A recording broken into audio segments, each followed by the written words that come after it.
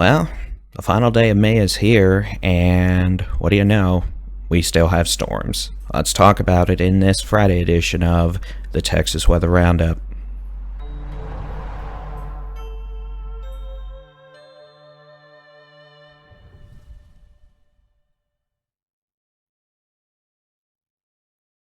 Good morning, it's Friday, the 31st of May, 2024. I'm Texas Storm Chasers Bully-in-Chief David Reimer. Yet another cluster, technically I think 2 or 3, since, well, yesterday afternoon at this point, cluster of storms at least, have moved across the state of Texas, mainly the eastern 75%, bringing areas of heavy rainfall, flash flooding, strong wind gusts, big hail, and at least 2 tornadoes yesterday afternoon in the Permian Basin near and south of the city of Midland. We had one near Denver City, so I guess we've had at least 3. But regardless, starting out this morning like we did several mornings this past week, and that is with damaging straight line winds and, well, storms. Let's just take a look at the high-res rapid refresh model. Now, this is going to be for this afternoon, tonight, and beyond that, I really didn't show all that much, except as we go into Saturday morning, you can see this model doesn't think we're going to have a big old cluster moving across Texas tonight, which would be nice, but I'm not necessarily going to 100% buy in on that. We are expecting the possibility of isolated to maybe widely scattered thunderstorm development this afternoon east of the dry line, again, eastern New Mexico.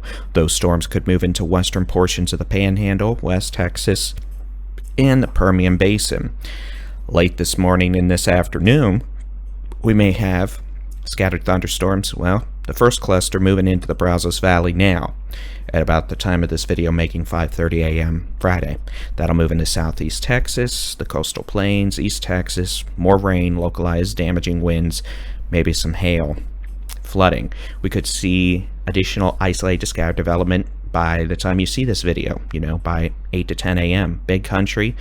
Those could be another cluster of storms that evolve, move into parts of the Concho Valley, Central Texas, Hill Country, Coastal Plains, Southeast Texas, depending on the state of the atmosphere. You'd think by this point it'd be worked over, but it keeps finding a way. So if that happens, we could see a few storms, maybe scattered storms, this morning into this afternoon in the aforementioned areas, with the potential of the strongest storms producing hail, localized damaging winds, heavy rainfall with a risk of a bit of flooding, and a very low threat of a tornado.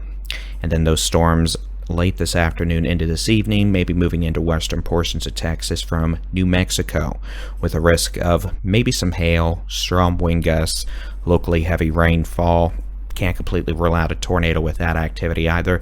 You see, it generally does try to weaken by about 2 to 3 a.m. Saturday, but again, these high-res models have not done well over the last few days, mostly, so don't take this verbatim. But yeah, we might have some rain and storms this evening into early Saturday morning, places like Amarillo, Lubbock. Can't totally rule it out as far south as, Andrews to Midland.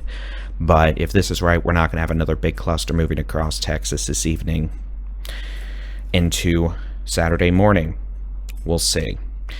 Okay, severe weather outlook for Saturday into Saturday night. Notice the best chance for scattered severe storms is actually going to be probably eastern New Mexico down into the Big Bend region, the Trans-Pecos, parts of the Permian Basin, far west Texas, technically the western portions or the western column of counties in West Texas, because far west Texas is around the borderland in El Paso, and maybe the western Texas Panhandle. That's where things look like we're going to have the best chance of storms relatively tomorrow afternoon into early tomorrow evening. Strongest storms could have large to very large hail, localized damaging wind gusts, maybe a tornado.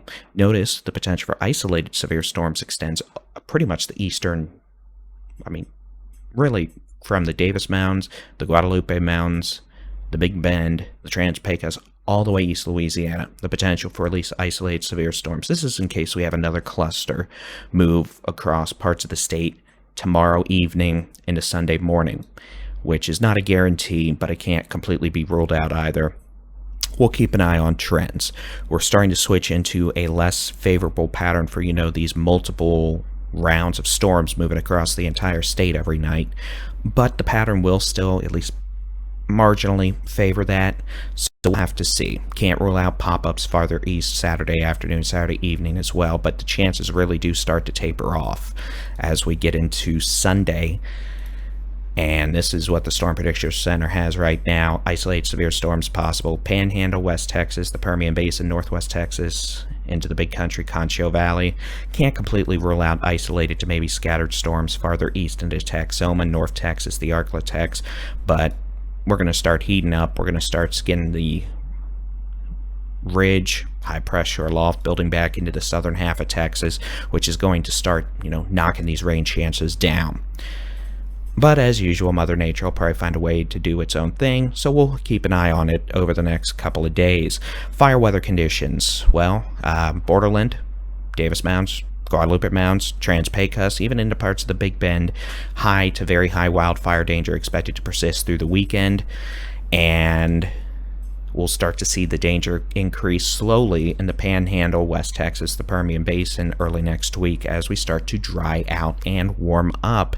Temperatures over the next several days. I should probably fix that button. Let's try it again. Today, well, highs in the upper 70s to 80s northeastern half of the state with residual cloud cover, maybe still some precipitation into early afternoon. Otherwise, southwestern half of the state down to southeast Texas highs upper 80s, 90s to low triple digits. As we go into tomorrow with diminishing precipitation chances, not completely gone, but lower, we're going to be back into the mid-upper 80s northeastern half of the state. Humidity coming up. I mean, it's still humid, but whatever. Highs in the 90s to low triple digits southwestern half of Texas. Sunday, back into the 90s, Panhandle, West Texas, Permian Basin, Hill Country, Central Texas, the Brazos Valley, Southeast Texas, with low triple digits, Big Bend, Permian Basin, kind of Trans-Pecos, Borderland near 100 in El Paso, hundreds in the Rio Grande Plains, Edwards Plateau, into the Rio Grande Valley, 80s northeastern half of the state. And then Monday arrives and it's hot. We're looking at upper 90s to middle 100s across the Permian Basin, the Big Bend, the Edwards Plateau, the Concho Valley, South Central Texas, Hill Country, at Rio Grande Plains, Rio Grande Valley, South Texas, with upper 80s to middle 90s rest of the state.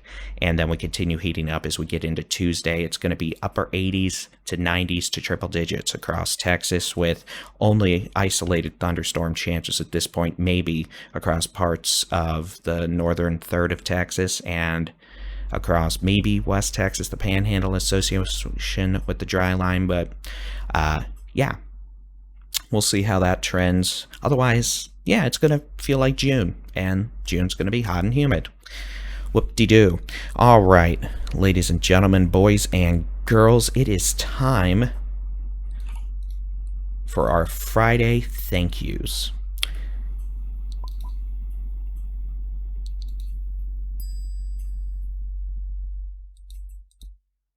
It's time for me to thank our spinny doomers this afternoon or this morning.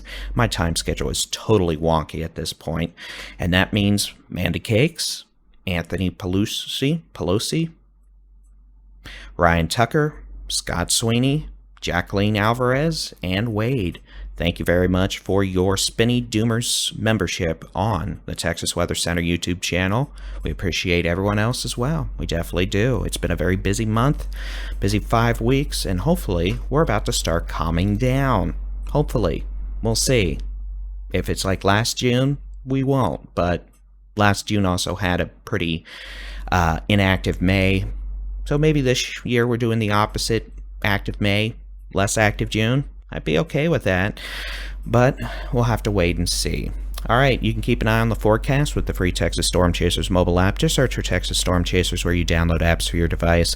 Your local weather forecast, interactive weather radars, live severe weather coverage, storm chasing videos, and of course your daily Texas weather roundups.